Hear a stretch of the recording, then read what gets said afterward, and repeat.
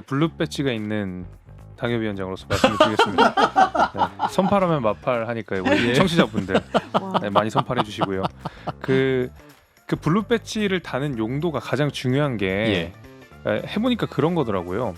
그 도용이 안 되는 게 되게 중요해요. 그러니까 저야 뭐 그렇게 유명하지 않은 사람이니까 도용될 일이 별로 없지만 예를 들면 뭐 연예인들 사칭, 뭐 내지는 공인 사칭 이런 식으로 뭘 판매를 하거나 사기를 치는 사람들이 되게 많아요. 저는 그런 의미에서 김건희 여사가 공인으로서 배지를 받아야 된다? 저는 거기에 대한 동의. 그러나 그것을 외교부가 해야 됐었느냐 하면 저는 그건 아닌 것 같아요. 이거는 외교부가 아니었다.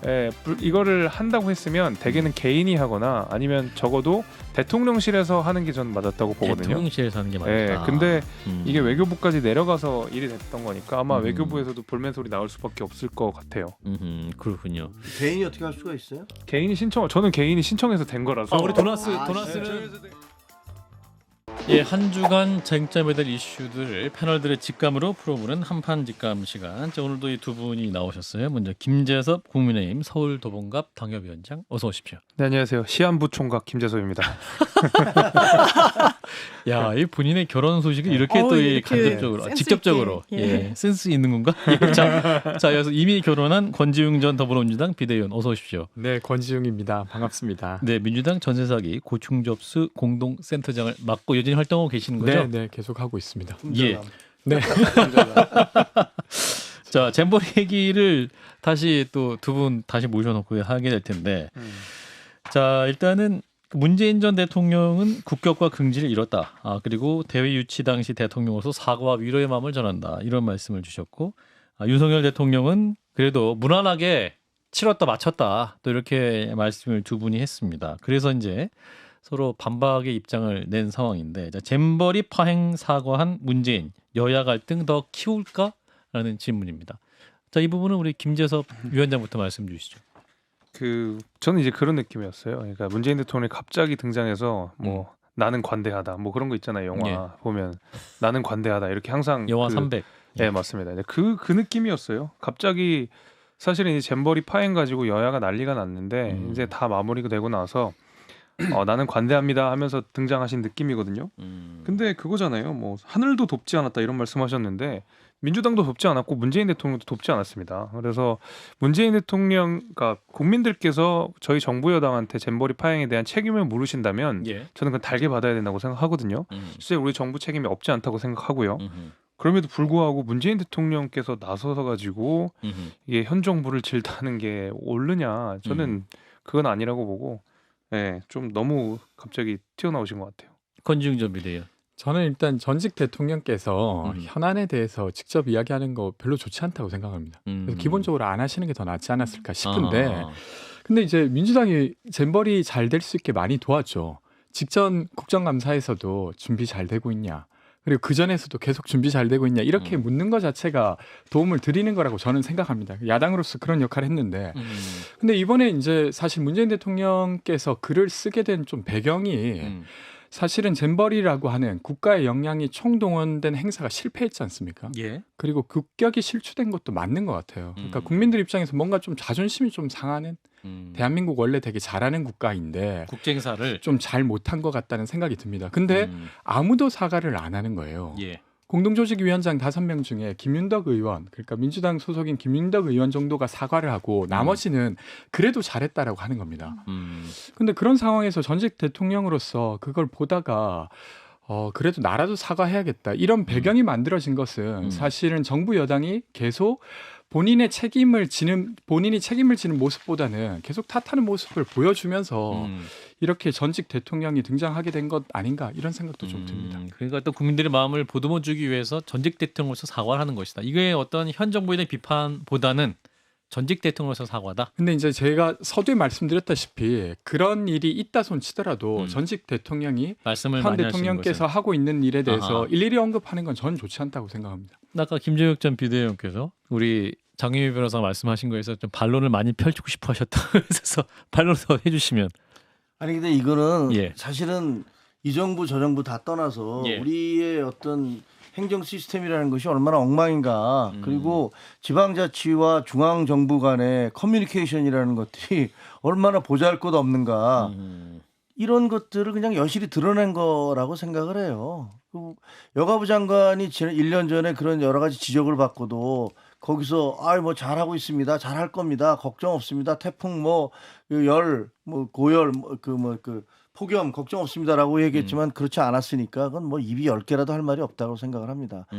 그럼에도 불구하고 지금 이게 넘겨받을 때가 37%의 예산 집행이 됐다는 거 아니에요. 그 5년 동안에 37%를 그 진척을 시켜서 넘겨준 거예요. 그리고 보니까 약 1,200억에 달하는 그런 예산이 대개 시설 투자에는 10%에서 11%가 들어가고 나머지는 그 전북도 그리고 부안군의 어떤 그런 관계자분들께서 뭐 수십 차례씩 해서 뭐 99차례라면서요. 그렇게 해외에 나가서 뭐 연수하시고 그런 것들로 낭비가 되었고 그다음에 또 무슨 건축 공사를 하는데 잼버리 대회가 다 끝난 다음에 완공 시기가 정해진 그런 건설 그런 계약들이 막 발견되고 있지 않습니까?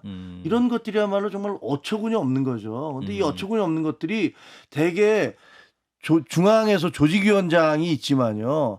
2월 행안부 장관하고 문체부 장관은 2월 달에 그냥 올라간 거예요. 그거는 이제 국가적 행사니까 올라간 거고. 공동위원장으로? 그렇죠. 공동위원장으로 올라간 거고 실질적으로는 집행위원회에서 전부 다 하는 거 아닙니까? 전북도 지사가 집행위원장으로 돼 있고 그리고 김윤덕 의원 같은 경우는 본인이 부안인데다가 2대에 걸쳐서 전 정권과 이번 정권에 걸쳐서 다 조직위원장이었어요. 그러니까 사실은 그분이 모든 사실을 제일 잘 알고 있는 분이라고 생각을 해요. 근데 그분이 저는 죄송합니다라고 얘기를 했다고 해서 그게 책임이 넘어갈 수 있을까라는 부분들에 대해서 참 의아하고요. 그래서 저는 이번에 이 사건과 관련해서는 정말 손가락질은 그만하고 그다음에 뭐 국정감사를 하든 뭐든지 다 좋은데 국정조사를 하든 왜 이런 시스템에 결함이 생겼는지 이런 것들을 좀 차곡차곡 찾아 나갔으면 좋겠어요. 네, 청취자 여러분도 워낙 논쟁적인 사안이어서 문자를 많이 주시는데 지나가자님은 얼음물 생수 화장실 샤워실을 5년간 준비할 일인가? 라는 말씀 주시고 밀크님은 전라북도 새만금으로 장수 못 박은 민주당 인사들은 죄가 없단 말인가? 라는 질문. 또 CDF님은 제발 사과를 좀 하고 또 그러나 그 앞에서 문 전 대통령이 먼저 사과한 건 아니냐라는 말씀 주셨고 제임스 D님은 여야 그러니까 전 정권 현 정부 다 문제지 뭐를 또 잘하셨다고 서로 남 탓들 하십니까? 라는 지적. 장 변호사님. 오늘 대통령실에서 이렇게 반박을 하더라고요. 유력 보수 신문 사설도 후한무치라고 하더라. 문재인 정부 부끄러운 줄 알아라라는 취지더라고요. 제가 그 사설을 읽어봤습니다. 문화일보 사설이었어요. 적반하장. 적반하장. 그 부분과 관련해서 수치가 딱 하나가 나옵니다. 문재인 정부 때 기반 시설률이 37%밖에 되지 않았다. 그러면 이번 정부 들어서 나머지 60%를 못했다는 소리입니까? 아마 예산 집행률은 인용할 수 없었을 거예요. 왜? 1,100억 원이 넘는 예산 중에 100억 원 정도가 문재인 정부 때 집행이 됐고 나머지는 다 이 정부 들어서 집행이 됐거든요. 이준석 전 대표가 SNS에 잘 정리했더군요. 그러기도 간단히 했고요. 정리해준다. 전 정부 시기 156억 5천억, 현 정부 시기 1,015억. 이렇게 정리를 한 그 말씀인 거죠? 그리고 주먹구구식이죠. 여가부 장관 아마 못 믿어왔었나 봅니다. 또 윤석열 정부는 여가부를 없앤다고 했으니까요. 아마 이 큰 행사를 잘 처리 못한다고 생각할 수 있겠죠. 5명의 공동 책임제로 한 게 올 2월 들어서입니다. 그리고 여가부 장관 책임 크죠. 그런데 국무총리 그 윗선 책임 당연히 물어야 됩니다. 왜냐면요. 잼버리 특별법이란 걸 만들죠. 너무나 큰 행사였으니까요. 거기에 국무총리가 좌장격으로 기재가 돼 있으니까요. 그런데 누구 탓을 하는 겁니까? 이 정부 지금 집권 중반기로 접어들고 있습니다. 국제 행사 어떻게 치르려고 합니까? 앞으로는 만약에 정말 윤석열 대통령이 굉장히 노력을 해서 부산표를 유치를 했다. 다음 정부에서 정말 엉망진창으로 치렀다. 윤석열 대통령이 책임질 거 아니지 않습니까? 그러면 같은 잣대를 본인들에게도 되고 잘못한 부분은 시시비비를 잘 가려야지 국민들 눈을 저는 호도해서는 안 된다라고 생각합니다. 자 김재섭 위원장. 근데 그 예산 가지고 뭐 누구의 책임을 따지는 건 조금 어색한 일인 게요. 그러니까 예산을 수립하는 거랑 집행하는 거는 전혀 다른 차원의 문제이기 때문에 그래요. 왜냐하면 그 새만금 그 간척지 자체가 원래는 제가 알기로는 2017년까지 매립이 완료가 됐어야 되는데 그 매립이 완료가 안 되고 2020년까지 매립이 됐어야 되는데 2020년에 들어서야 겨우 매립이 시작이 된 거거든요. 그러니까 애초에 예산 자체가 집행이 안 된 문제가 굉장히 큰 거예요. 이거는 예산 수립이 문제가 아니라 근데 지금 이 예상 집행은 그런 것 때문이라도 2020년부터 본격적으로 집행될 수밖에 없거든요. 예. 그렇기 때문에 수립과 집행에 있어서의 차이가 약간 저는 이준석 대표가 지적한 부분에서 간과한 부분이라고 저는 보고 당연히 집행을 많이 했던 윤석열 정부가 쓴 예산은 많죠. 그렇지만 준비하고 수립하고 계획하고 했을 것은 사실 문재인 정부에서 더 많이 했어야 된다고 봅니다. 저는 그래서 당연히 현 정부의 책임이 없지 않지만 문재인 대통령이 나서서 대신 사과할 만큼 그렇게 본인이 그 무고하진 않으실 거라고 보거든요. 그래서 이제 이런 부분들을 지적하는 거죠. 그리고 윤석열 지금 이준석 대표가 얘기를 하시는데 예. 원래 집행돼야 될 예산을 안 집행을 하고 있었던 거 아니에요. 그러니까 제대로 그 기반 시설이니 뭐니 제대로 갔어야 되는 건데 제대로 안 가고 있다가 결국은 짧은 시간 내에 후다닥 그거 내려간 거 아닙니까? 근데 이거를 기준으로 해서 지금 이 수치만 보면은 전 정부에서는 156억을 했고 현 정부에서 1,015억을 했으니까 이건 현 정부 책임이다. 이런 식의 그 뉘앙스와 함축이 있는 것 같아요. 예. 근데 이제 하태경 의원이 이런 말을 해요. 잼버리 파행 100% 전북 책임 이렇게 얘기를 하니까 이제 이준석 전 대표 입장은 잼버리 예산 80% 윤석열 정부 때 지출했는데 이 전라도 탓하면 또 문제 반복된다 이렇게 얘기하고 있는 것이고 이정현 전 의원도 잼버리가 전북 책임이냐 그거 당론이면 탈당한다 이런 입장 아닙니까? 그러니까 저는 이 사안을 좀 잘 못 보시고 계신 것 같은데 예를 들면 2018년에 평창 동계올림픽 잘 됐을 때 국민들이 이렇게 평가하지 않습니까? 뭐 문재인 정부가 잘했다기보다 우리나라가 잘했구나 이렇게 생각하셨을 거예요. 마찬가지로 이번에 잼버리가 잘 못 되면 뭔가 우리나라가 잘 못했구나라고 생각하기 마련이고 거기서 말하는 우리나라라 하면 대한민국 정부입니다. 그러니까 전북이 잘못한 게 있을 수 있죠. 부안군이 잘못한 게 있을 수 있고 관련한 계약하는 업체가 잘못한 게 있을 수 있습니다. 근데 그것을 관리 감독하는 총 책임이 공동조직위원회에 있는 거예요. 그러니까 거기에 대해서 국민들이 그래도 좀 잘못하지 않았나라고 하는데 계속 남 탓을 하니까 사람들이 그 남 탓하는 게 되게 애처로울 지경이라고 저는 생각합니다. 저는 보기에 그래요. 그냥 인정을 하고 어디서 문제가 생겼는지 좀 드러내 보겠다. 다시는 이런 일이 안 생기도록 하겠다. 여가부 장관이 이렇게 보고받았었는데 그 보고가 사실은 이렇게 좀 구멍이 있었다라고 하면 국민들도 이야기를 하다가도 야, 그럼 다음번엔 잘하겠거니 라고 할 텐데 자꾸 전 정부에서 예산을 얼마를 편성했고 못했고 그리고 강원도 고성이 아니라 전북 새만금이 누가 결정한 거였고 막 근데 따지고 들어가 보니까 박근혜 정부 때 결정된 거였고 세계 스카우트 그러니까 한국 스카우트 연맹에서 사실은 새만금 쪽으로 결정을 15년도에 하고 그것을 공식 국제 행사로 만들었던 게 박근혜 정부였습니다. 그리고 2017년에 문재인 정부가 한 일은 폴란드와 경쟁해서 이겨낸 것이었죠. 그러니까 이렇게 따지고 들어가니까 윤석열 정부가 저렇게 말할 부분은 아닌데라고 생각되는 겁니다. 그래서 지금이라도 좀 계속 전 정부 탓하는 모습이 아니라 이정현 전 의원이 잘 이야기하신 것처럼 그런 탓하는 거 안 하겠다라고 하면 훨씬 더 지지를 많이 얻지 않으실까 싶습니다. 근데 그 전 정부 탓이라고 얘기하시잖아요. 근데 저도 그런 거 정말 처음부터 모두에서부터 말씀드렸지만 안 그랬으면 좋겠다고 생각을 해요. 서로가. 예. 그런데 그거에 대한 그게 정부에서부터 먼저 시작한 게 아니고 언론 보도에서부터 먼저 시작된 거예요. 이거 왜 이 대회가 엉망이었지라고 하면서 새만금이 어떻게 됐고 뭐 매립이 어떻게 됐고 그다음에 거기서 집행이 어떻게 됐고 외유를 어떻게 나갔고 이게 정부가 발표한 게 아니지 않습니까? 근데 이거는 언론이 추적을 해서 보고 난 다음에 정부에서 뒤따라간 부분이 있죠. 그 문제가 있었네. 어떻게 보면 그런 사실 자체가 이제 감사에서 다 밝혀져야 될 거지만 예. 그럴 여력이 없기 때문에 지금 논의되고 있고 공개되고 있고 비판받고 있는 거의 대부분 제가 알기에는 90% 이상이 언론의 추적 보도로 나온 거다. 근데 그 정부는 전 정부 탓을 안 했을지 몰라도 정부 여당의 대표나 최고위원들은 전 정부 탓을 많이 했습니다. 그리고 전라북도의 탓을 많이 하고 그러니까 그런 것들이 있으니까 언론이 그렇게 쓸 수 있는 거지 않습니까? 자, 그래서 이제 해법은 무엇인가? 이제 성찬하고 되짚을 필요는 있는데 이제 야당에서는 대통령 사과해야 된다, 뭐 총리 사퇴해야 된다, 국정조사해야 된다 이런 얘기까지 나오는데 국민의힘에서는 그 정도는 아니다라고는 입장인 거죠. 저는 뭐 필요한 수단은 다 해야 된다고 생각합니다. 뭐냐면 어차피 지금 잼버리로 세계 이런 행사들을 끝낼 건 아니기 때문에 예. 진짜 뭐가 문제였고 이게 중앙행정부와 지방행정부 사이에 어떤 역학관계에 문제가 있었다 그러면 지금까지 중앙정부, 지방정부가 이래왔던 방식들을 다 되짚어볼 필요도 있고 저는 그래서 이제 국정조사가 필요하다면 당연히 국정조사 해야 된다고 봅니다. 예. 게다가 지금 이번 사건 같은 경우에는 이 잼버리 사태 같은 경우에는 특히 그 뭐 텐트 업체였나요? 어디가 이제 낙찰을 받는 과정에서 이상하게 기부금을 내라고 하는 항목이 있었어요.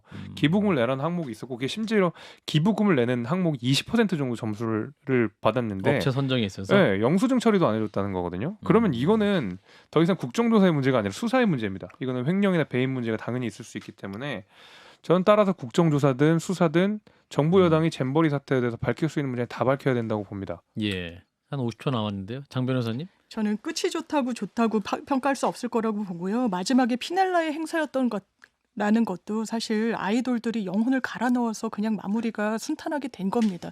굉장히 졸속이었어요. 전북 월드컵 경기장 원래 K리그 준결승전 예정돼 있었죠. 축구 팬들 그 당시에도 1인 시위 등을 했습니다. 상암에서 뿐만 아니라 루마니아 감독이 그러더라고요. 본인도 사회주의 국가 출신인데 예. 상당히 이런 식의 행정은 처음 본다는 취지였습니다. 선수들은 다 거기에 맞춰서 컨디션 관리하고 이러거든요. 예. 국가에서 정부에서 하라면 하라라는 식으로 이랬다 저랬다 많은 사람들이 피해를 보게 됐습니다. 예, 일단 1부는 여기까지 하고요. 2부에서도 한판 직감 이야기 계속 이어가겠습니다. 자, 다음 주제는요. 외교부가 대통령실의 문의를 받은 뒤 정부기관 관계자 등에게만 부여하는 트위터 실버 마크를 김건희 여사 계정에 붙여달라 트위터에 요청한 것으로 알려지면서 이제 논란인데 이게 외교부 역할이냐 뭐 이런 겁니다. 자, 김건희 여사 트위터 실버 마크 요청 외교부의 역할 적절했었나? 라는 두 번째 질문입니다. 자, 이 부분 어떻게 보시는지. 자, 본인 인스타그램에 블루 마크가 있는 블루 배지가 있는 자, 김재섭 당협위원장 네. 말씀 주세요. 제가 블루 배지가 있는 당협위원장으로서 말씀을 드리겠습니다. 네, 선팔하면 마팔하니까요. 우리 청취자분들 네, 많이 선팔해 주시고요. 그 블루 배지를 다는 용도가 가장 중요한 게 예. 해보니까 그런 거더라고요. 그 도용이 안 되는 게 되게 중요해요. 그러니까 저야 뭐 그렇게 유명하지 않은 사람이니까 도용될 일이 별로 없지만 예를 들면 뭐 연예인들 사칭, 뭐 내지는 공인 사칭 이런 식으로 뭘 판매를 하거나 사기를 치는 사람들이 되게 많아요. 그러니까 이 SNS를 운영하는 운영자들 입장에서는 이 사람이 그 사람이랑 맞는 그 아이디를 확인시켜주는 작업이 바로 그 블루 배지라든지 아니면 트위터에서 어떤 회색 배지 같은 거들이거든요. 저는 그런 의미에서 김건희 여사가 공인으로서 배지를 받아야 된다. 저는 거기에 대한 동의.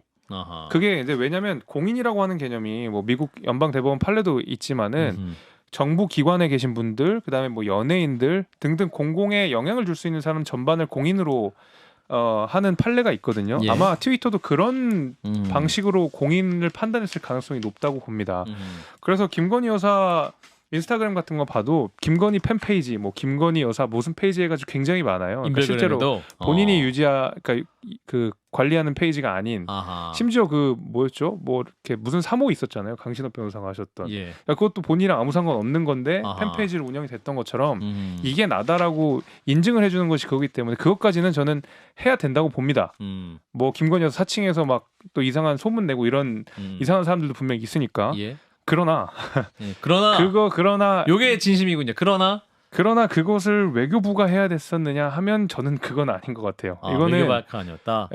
이거를 한다고 했으면 대개는 개인이 하거나 아니면 적어도 대통령실에서 하는 게 저는 맞았다고 보거든요. 대통령실에서 하는 게 맞다. 예, 근데 이게 외교부까지 내려가서 일이 됐던 거니까 아마 외교부에서도 볼멘 소리 나올 수밖에 없을 것 같아요. 그렇군요. 개인이 어떻게 할 수가 있어요?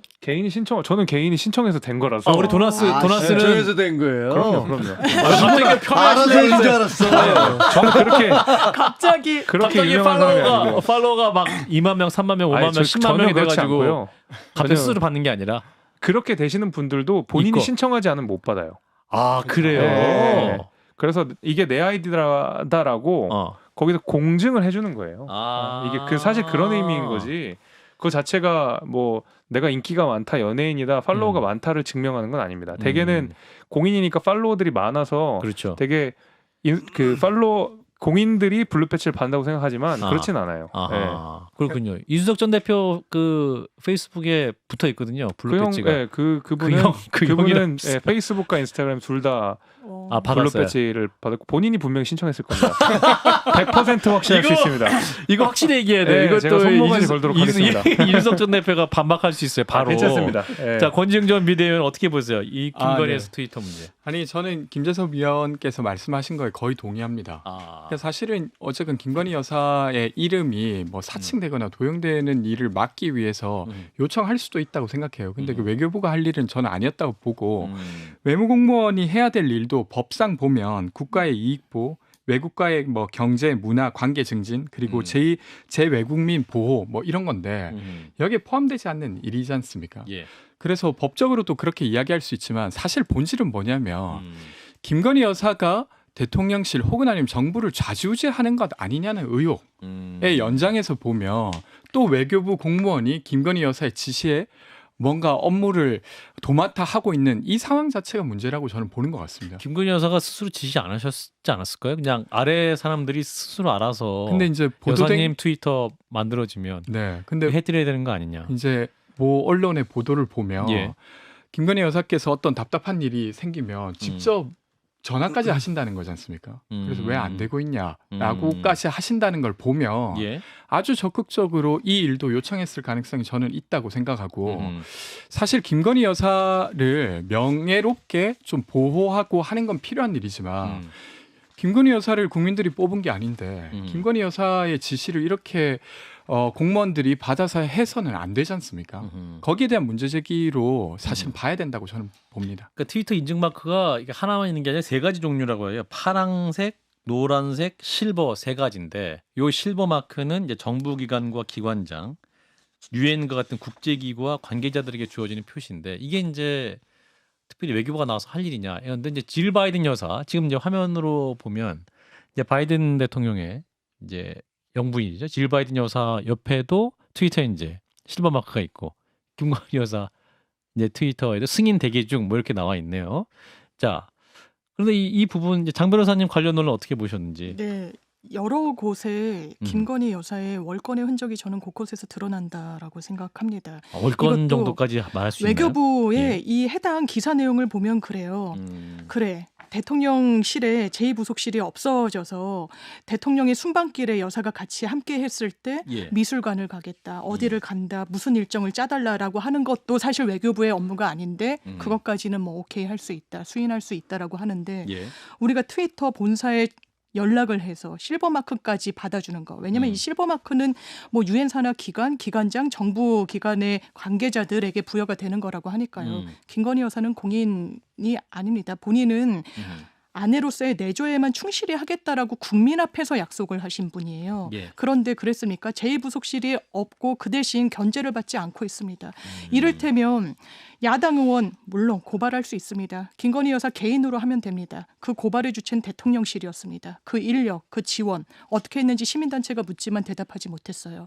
그리고 실버마크 이 부분도 꼭 왜 필요한 겁니까? 본인은 예산과 제2부속실 이런 공적인 행보하지 않겠다고 했는데요. 예. 그리고 그렇다면 다른 국가의 영부인들은 이런 실버마크를 달고 이런 SNS 소통 행보를 하는지 그렇지 않다라는 겁니다. 마크롱 프랑스 대통령 영부인 이런 실버마크 없다라는 거죠. 그렇다면 저는 김건희 여사 이런 부분에 대해서 여러 흔적들 월권이라고 느껴지는 부분들 국민들이 좋게 보지 않으실 겁니다. 지금이라도 제2부속실 만들고 예산 정확하게 투명하게 동선도 행보도 국민 앞에 공개하도록 하십시오. 예, 이게 대통령실이 이제 외교부에 직접 요청을 했다고 하는 거 아닙니까? 그러면 그냥 외교부 요청할 거 없이 대통령실에서 제2부속실 역할을 하는 그런 기구가 만들어지고 어떤 대통령의 부인 여사의 활동을 직접 보좌할 수 있도록 하고 돕게 하면 안 됩니까? 그게 제일 깔끔한 방법인 것 같아요. 제가 생각해도. 그러니까 이제 뭐 대통령실 외교부 거쳤다가 이렇게 되는 거잖아요. 예. 그러니까 제도적으로 그 김건희 여사의 활동을 도울 수 있게 만들어 놓으면 저는 정말 좋을 것 같거든요. 왜냐하면 그 김건희 여사의 특히 이제 외교 관련돼서 예. 우리가 공중외교라고 불리는 거 있잖아요. 문화라든지 공공외교. 예, 공공외교 내지는 공중외교로 불리는 그 이제 문화나 역사나 예술에 관해서 그 정상 간에 하지 못하는 외교들이 대개는 그 영부인들이 많이 하면서 사실은 뭐 꽤 큰 효과들을 거둔 적이 많거든요. 우리 예. 우크라이나 옷 입으셨을 때도 비슷했잖아요. 우크라이나에서 좋은 반응 나왔고 이제 이런 것들의 좋은 영향력을 훨씬 더 제도화하고 훨씬 더 그 영향력을 확대하려면 저도 그렇게 앵커께서 말씀하신 대로 제도적 보완이 되면 이런 잡음도 없을 거라고 봅니다. 그러니까 왜 안 만드는 겁니까?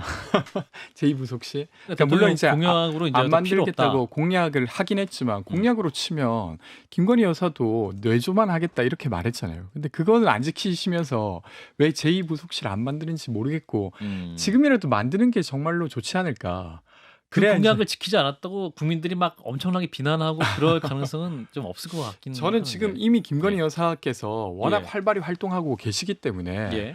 그것을 보조하는 공식 기구가 만들어지는 것이 훨씬 더 낫다고 생각하고 국민들도 물론 대통령께서 공약한 바 있지만 그럼에도 용인해 주실 거라고 생각합니다. 김재혁 국장께서 어떻게 보세요?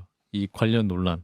아니, SNS를 저는 뭐 많이 안 하셔서. 제2부속실이 있으면 좋겠다라고 제2부속실. 생각을 하고요. 예. 개인적으로는. 근데 내조라는 게 뭐죠? 그 조용한 내조라고 계속 얘기를 조용한 내조를 하겠다는데 왜 움직이느냐라고 얘기하는 것 자체가 우스운 얘기 아닙니까? 내조 조용한 내조가 뭐예요? 그러니까 야, 넌 여자니까 남편 네 남편 대통령이니까 밖에 나가지 말고 그냥 집에만 있어 이런 건 아닐 것이고 그다음에 그럼 뭐가 조용한 내조일까? 아니 대통령 부인으로서는 당연히 마땅히 해야 될 일도 있고 해외 순방 나가면 같이 나가서 다른 나라의 대통령 부인이나 무슨 저 뭐 총리의 그 배우자나 이런 분들과 함께 해야 될 일들이 있는 거고 예. 그 조용한 내조 얘기 들을 때마다 좀 이상해요. 솔직히 저는 올해 나이 많은 사람 이 중에 제가 제일 나이 많지만 그 얘기를 들으면 굉장히 거북살스러워요. 이게 무슨 이제- 쌍팔년도 얘기하는 건가? 근데 예를 들면 그 이야기를 뭐 민주당에서 이야기한 게 아니라 그 김건희 여사 본인께서 꺼내신 조용한 내조가 그런 그 본인께서 말씀하신 거고 배경을 보면 이런 거지 않습니까? 박사학위 논문이 있었는데 사실 누가 봐도 저걸로 어떻게 박사학위를 받지? 라고 했던 게 논란이 되고 주가 조작 사건에 개입했던 거 아닌가 하는 게 논란이 되니까 스스로 조용한 내조 하겠다고 한 거니까 김건희 여사께 여쭤보시는 게 맞지 않겠습니까? 당사자에게. 어디까지였다 내가 생각하는 제가 거. 그럴 처지가 못 돼요. 그 정도. 아니, 왜냐하면 그러니까 이제 대통령실에서 이제 공개하는 어떤 대통령과 어떤 김건희 여사 사진 중에도 보면 이게 이제 사진 포커스가 대통령보다는 이제 김건희 여사에게 집중된 그런 사진이 막 공개되면 아 이거 누가 대통령이야 이런 게 또 이제 야당에서 막 문제 제기가 되고 또 주간지 시사저널이 매년 조사하는 누가 한국을 움직이는가 이 조사에서 이제 시사저널의 한국갤럽과 전문가 일반 국민 1,000명에게 설문조사를 해서 이제 한 건데 거기서 보면 이제 대통령의 가장 영향력이 큰 인물 1위 김건희 여사가 뽑혔어요. 그리고 지난해에 이어서 2년 연속으로 뽑혔는데 이제 국민들도 이런 의식을 하게 하시는 거죠. 그러니까 이게 이제 어떠한 조용한 내조와 거리가 있는 것이 아니냐라는 질문을 하는 건데. 자, 김정혁 대변인. 아니 그러면 입장을 바꿔놓고 문재인 대통령에게 가장 영향을 미치는 분이 누굴까라고 여론조사하면 누가 나올 것 같습니까? 김정숙 여사 안 나오겠습니까? 당연한 거다. 이 조사 자체가 좀 이상한데 예. 예를 들어 부부가 젊은 부부고 예. 또 그 활동적이면 분명히 부인의 얘기를 많이 듣겠지 그런 생각을 하는 건 그런 응답이 나오는 건 너무나 당연할 것 같고요. 당연할 더구나 것 같다. 이제 야당에서 민주당에서 기승전 김건희로 얼마나 많이 공격을 했습니까? 그 천공도 마찬가지고요. 예. 도대체 천공이 무슨 실체가 있는지 저는 잘 모르겠습니다. 그런데 더구나 이제 처음에 어땠는지 모르지만 지금 이제 1년이 지나고 난 다음에 천공이라는 분이 무슨 실체가 있나? 라는 생각이 드는데 예. 계속 그런 식으로 뭐 무속인, 천공, 기승전, 줄리, 김건희 온갖 걸로 도배를 했으니 사람들의 뇌리 속에는 그렇게 들어가 있겠죠. 그런 저는 이걸 가지고서 객관적인 비판이라고 할 수 있을까? 객관적인 그런 뭐랄까 여론조사라고 할 수 있을지에 대해서는 뭐 이의가 있습니다만 어쨌든 조사는 조사니까 그걸 갖고 뭐라고 할 수는 없겠죠. 그러니까 예. 보니까 당연히 대통령에게 영향을 미치는 사람으로서 아내, 부인을 떠올릴 수 있고 실제로 문재인 대통령의 여사였던 김정숙 여사도 첫 번째 해 그러니까 대통령이 됐을 때 1위를 하셨고 두 번째 해는 비서실장이 1위를 했어요. 그러니까 그래서 좀 달랐다는 건데 근데 어쨌건 누가 한국을 움직이는가라는 질문에도 김건희 여사가 10등 안에 들었다고 합니다. 이거는 이제 사실 대통령의 영부인으로서는 처음 있는 일인데 그만큼 크게 영향을 앞서 말한 미치고 시사저널 조사 갤럽이 있다는 했던. 것인데요. 저는 근데 핵심은 이런 거라고 생각합니다. 김건희 여사가 유명하냐 아니냐라기보다 원래 이제 공무를 하다 보면 개인의 욕망이 있을 수 있습니다. 그러니까 김건희 여사의 개인의 욕망이 있을 수 있죠. 근데 그것을 관리해내는 게 사실 국정 운영의 역량이지 않습니까? 근데 김건희 여사의 욕망은 전혀 관리를 못하는 거예요. 지금 윤석열 대통령 혹은 아니면 윤석열 정부가. 그래서 이게 김건희 여사의 영향력이 크면 커질수록 정말로 관리를 못하는구나라고 여겨지고 거기에 대한 불안이 저는 있기 때문에 오늘 이 자리에서도 저희가 이 이야기를 나누는 거 아닌가 싶습니다. 어떤 욕망이요? 그냥 지금도 예를 들면 직통체계랑 상관없이 전화를 해서 외교관에게 뭔가를 요청했다고 지금 보도가 나오고 있고 그리고 아주 좀 우스꽝스럽지만 사진의 포커스에 대한 이야기까지 나오고 있지 않습니까?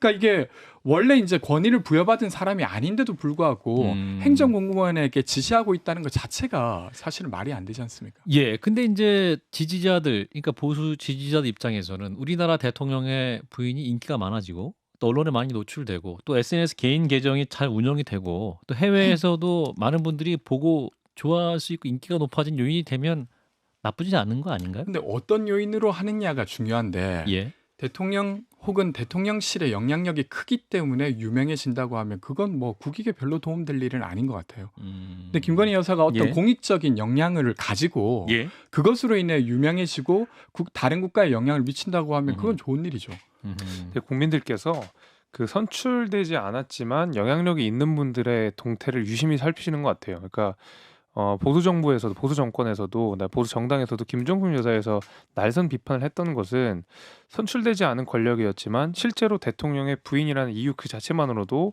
영향력을 행사할 수 있다는 점에서 조심해야 된다라는 것을 국민들이 계속 그 시그널을 주고 계시는 거라고 보거든요. 실제로 영향력이 없을 수 없습니다. 명부인이라고 하는 자리 자체가 저도 이제 결혼을 해야 되지만 무섭습니다. 부인이 무서운데 영부인이 되시고 그러니까 무섭기 때문에 저는 영향력이 있을 수밖에 없다고 생각해요. 그러나 무서운데 왜 해? 다 하셨잖아요. 그렇게.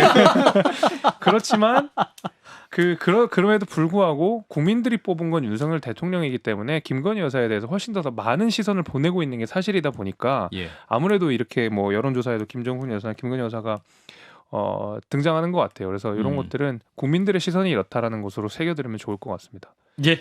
여기까지 논의하고 마무리하겠습니다. 세 번째 이슈로 넘어가 보면요. 자, 더불어민주당 김은경 위원장이 이끌었던 혁신위원회 활동이 조기 종료됐습니다. 그런데 또 최종적으로 내놨던 혁신안 내용 중에 이 대의원제 폐지 문제를 두고 당내 내용이 다시 격화되는 그런 분위기죠. 자, 대의원제 폐지 후 폭풍, 김은경 혁신안 수용될 것인가? 자, 이 부분에서 민주당 입장부터 들어볼까요? 자, 권지웅 비대위원. 저는 수용되기 어렵지 않을까 싶습니다. 어렵다. 왜 그렇게 생각하냐면 일단 사실 혁신위는 개혁을 이끌어내는 어떤 역할을 맡은 건데 개혁이라고 하는 건 당내 반발이 있을 수밖에 없습니다.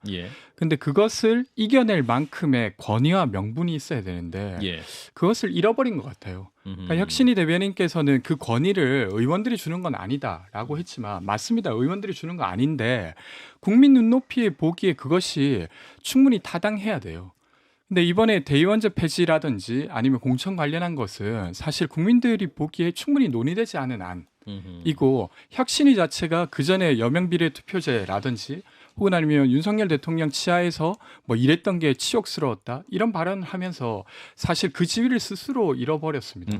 그 상태에서 혁신안을 관철시킬 수 있을까? 어렵다. 그러니까 2015년도에 김상곤 혁신이라는 혁신위가 있었는데 그때 당시에 혁신위를 발표한 다음에 당시에 대표했던 문재인 대표에게 이걸 중앙위원회에서 통과시키지 못하면 당신 사퇴하라 라고까지 말해요. 그러니까 그 정도로 날 불렀으니 책임져라라고 배수진을 치고 할 수 있어야 되는데 지금 혁신은 그런 상태가 아니죠. 네. 그래서 어렵지 않을까 싶고 뭐 그 다음 이야기는 좀 이따 하도록 하겠습니다. 예. 김지석 위원장. 혁신위는 딱 한마디로 말해서 결국 이재명 대표의 밥그릇을 지켜주는 것으로 딱 귀결된 것 같아요. 왜냐하면 그 떠들썩하고 말도 많았던 혁신위원회의 마지막 결말은 혁신안이라고 하는 것이 첫 번째로는 당권과 관련된 문제거든요. 대의원 투표권 폐지라고 하는 것이 결국 당권을 누가 짊어질 것이냐. 그것 때문에 지금 비명 친명 갈등이 있는 거잖아요. 그 다음 나왔었던 거는 공천 얘기였었어요. 현역 물갈이론 같은 거 얘기하면서. 중진 의원들. 그럼 다시 얘기하면 하나는 당권이고 하나는 공천권이에요. 그러니까 국민들의 삶과는 아무런 상관이 없는 그리고 애초에 혁신위가 띄었었던 목적인 더불어민주당의 윤리적 타락 과는 아무런 상관이 없는 결국 공천권 당권과 관련된 내용을 혁신이 피날레로 내놓은 거거든요. 밥그릇 싸움인 거잖아요. 공천권, 당권 둘 다. 그렇기 때문에 저는 혁신이가 애초에 뜬 목적과도 완전히 틀려버렸고 이재명 대표 가려운데 다 긁어준 것 같아요. 당권은 결국 이재명 대표가 유리하게 이재명 대표 뭐 10월 사태 이런 얘기도 나왔지만은 이재명 대표가 뒤로 물러서게 됐을 경우에 전당대회가 치러지면 이재명 대표와 가장 색깔을 가까이 할 수 있는 사람이 당선될 수 있는 구조로 만든 거고요. 두 번째로는 공천권과 관련돼서도 갑자기 현역 물갈령을 꺼낸 것도 의심스러운 것이 그거잖아요. 지금 민주당 현역이 너무 많아요. 지역구에 꽂을 데가 없어요. 이재명 대표 입장에서. 그러면 누군가는 현역이 나가줘야 이재명 대표가 사람을 꽂고 사람을 꽂은 사람을 바탕으로 해서 다음 대선을 노리든 뭘 노리든 해볼 수가 있는 거거든요. 그러니까 결국에는 당권이나 공천권이나 이재명 대표의 기득권 지켜준 걸로 결말이 났다는 거죠. 그래서 혁신이 망했다고 생각합니다. 저는 예, 사실 좀 더 이야기하려고 했던 건 혁신이가 총 4가지 안을 냈습니다. 그러니까 대의원제 관련한 거, 공천 관련한 거, 세 번째는 정책 강화, 그러니까 정책 최고위원이라든지 대변인이라든지 이런 거고, 네 번째가 미래대표제. 그러니까 사실 저는 3번과 4번 정책 관련한 것과 미래대표제 이런 것들을 충분히 받을 만한 안이었다고 봐요. 근데 1, 2번을 같이 섞어서 내니까 혁신안 전체를 받기가 매우 어려워진 겁니다.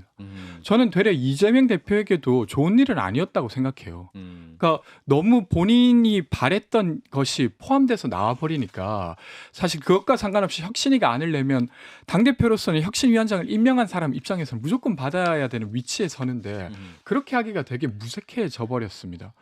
그러니까 이렇게 된다고 하면 혁신안 자체는 사실은 원래 이렇게 논의되는 게 맞거든요. 다 받거나 안 받거나. 근데 지금은 뭐는 빼고 뭐는 받아야 되는 상황이 돼버렸어요. 지금 저녁에 그 단독 보도가 나왔는데 동아일보에서 박광원 원내대표가 대의원 투표 폐지는 지금 논할 때가 아니다 이렇게 얘기를 했기 때문에 그러면 원내대표 입장이 이렇게 나온 이상 그러면 이거 혁신안 안 받겠다는 거랑 거의 같은 거 아닙니까? 장윤 사실상 변호사? 그런데 이 논의의 흐름을 짚어볼 필요는 있다고 생각합니다. 민주당에서 이 이슈가 어떻게 나왔는지. 이게 대의원제라는 게 국민의힘에는 없는 거예요. 아까 짚어주신 대로 이게 당권 그러니까 전당대회 룰의 한 포션인 건데 예. 대의원 한 명이 일반 권리당원 60배의 표를 일단 갖는단 말입니다. 그게 뭐 지역 균형 뭐 여러 가지 의도에서 생긴 것은 맞지만 예. 이게 꼭 친이다, 뭐 반이다 이 이슈와는 무관하게 예전부터 이거에 대한 어떤 손질은 있어야 되는 거 아니냐. 국민의힘은 그런 제도가 없습니다. 그게 더 민주적이라고 평가를 민주당 내부에서 나오는 거예요. 그래서 전당대회 앞두고 바꾸자는 이슈가 나오면요. 이것 봐라 대회 앞두고 지금 본인들에게 유리하게 룰을 바꾸려고 한다. 그냥 논의 자체를 차단해버렸었습니다. 그리고 이게 정말 이재명 대표한테 유리했으면 지난 전당대회 때 77%라는 퍼센테이지가 나올 수 없어요. 이 구조대로라면. 그런데 이건 무관하게 하는 건데 전당대회와 또 무관할 때 이런 이슈가 제기되면 왜 뜬금없이 지금 이 안을 논의를 하자고 하느냐. 논의가 진전되지가 않는 겁니다. 그렇기 때문에 언젠가는 좀 매듭을 지을 필요가 있는 것. 이 30%라는 포션도 좀 줄어든 거긴 한데 거기에 대한 문제의식이 내부에 상당히 있는 부분은 있거든요. 예. 그리고 언론에서 조망을 너무 공천룰도 이미 민주당에서는 TF를 통해 가지고 공천룰을 다 바로 잡았기 때문에 혁신이가 할 수 있는 여지가 상당히 좁았었어요. 그러니까 뭐 하위 20%에 대해서 페널티를 더 많이 주자. 뭐 그 정도 안을 했는데 더 의미 있는 건 아까 권지웅 비대위원장이 그 짚어주셨던 대로 이 미래대표제 그리고 정책 대변인도 하겠다. 이 부분을 언론이 잘 주목하지 못한 부분, 주목하지 않은 거는 상당히 아쉽다라고 생각합니다. 자, 그 결국 조건부 수용이라는 건데 박광원 원내대표와 말로써 완전히 이제 퍼즐이 다 맞춰진 것은 혁신이는 50여 동안 정말 쇼한 거구나라는 생각이 들어요. 왜냐하면 이재명 대표 77.7%로 당선되신 분이잖아요. 압도적인 득표율로 당선됐기 때문에 얼마든지 혁신의 동력이 스스로에게 있었습니다. 근데 그 권력을 굳이 혁신위한테 임명을 한 거거든요. 임명직 혁신위원장이 어떻게 당대표도 못하는 혁신을 해요. 일단 여기서부터 의문점이 있었는데 박광원 원내대표가 본인들한테 불편한 내용들을 안 받겠다는 거잖아요. 그러면은 애초에 혁신이가 낼 수 있는 안은 정해져 있었다는 거예요. 민주당이 받을 수 있는 내용들이. 그러면 이거는 받고 이건 안 받고 다 답을 정해놓고 나서 혁신이가 무엇을 내든지 간에 어쨌든 혁신이는 50일 동안 혁신을 하는 쇼라도 보여줘라 라는 얘기였던 거거든요. 저는 그래서 박광원 원내대표 방금 나온 속보로 퍼즐이 완성됐습니다. 이거는 순수하게 쇼였다는 것이.